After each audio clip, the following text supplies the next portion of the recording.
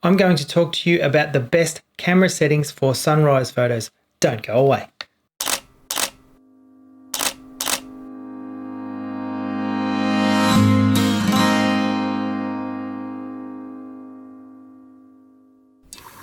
Hi, I'm Barry Callister of Photographer's Freedom, taking you from beginner to better to business. Here on my YouTube channel and at photographersfreedom.com, I do photography basics tutorials, camera gear reviews, and photography business advice. All of this is designed to help you no matter where you might be in your photography journey. If you like the sound of that, please hit subscribe and ding that notification bell. Yesterday I was chatting with my physiotherapist and she was asking me what the best camera settings for sunrise photos were. Now she has a Nikon D3500 and what she thought was an 18 to 55mm lens. What I have here is a 5200 and an 18 to 55mm lens. So this is probably going to be gear that you can relate to, especially the 18 to 55mm lens. It's a kit lens that comes standard with a lot of cameras, so you probably have one. So these tips will be great for you. Setting number one is your ISO. You want to set your ISO to as low as possible. This is going to help you to get a relatively noise-free image. You will still get some noise, but it will be a lot less if you set your ISO to its lowest value. On the 5200 and the 3500, that value is ISO 100. So set your ISO to 100. Setting number two is your aperture. You want to set your aperture to around f8 or anywhere between f8 and about f14. You don't need to use f22 or f32, a really small aperture, to try and get everything in focus.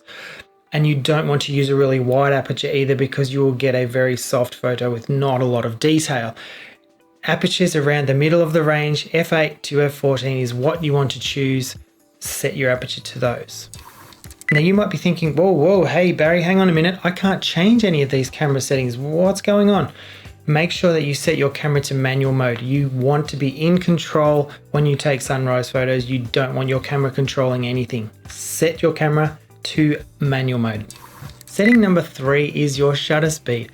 As you've already set your ISO and your aperture, what your shutter speed now does is controls the exposure of your image. So all you need to do is dial it in to where you get the exposure meter into the middle under the 0, and you will have a perfectly exposed image.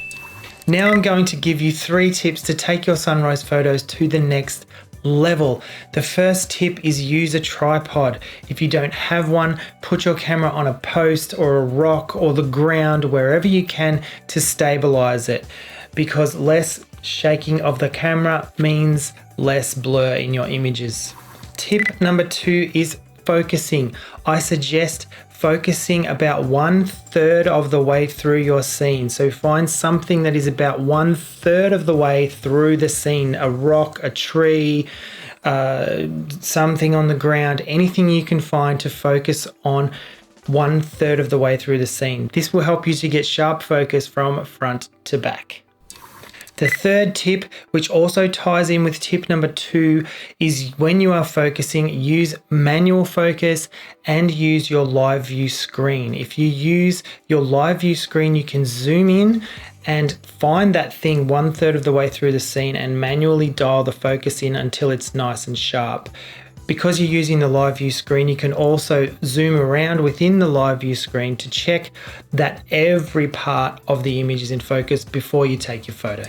Hopefully you found those tips really helpful. You should be able to get much better sunrise photos now, and also sunset photos, because let's face it, it's a very similar time of day. The light is very much the same at sunrise and sunset.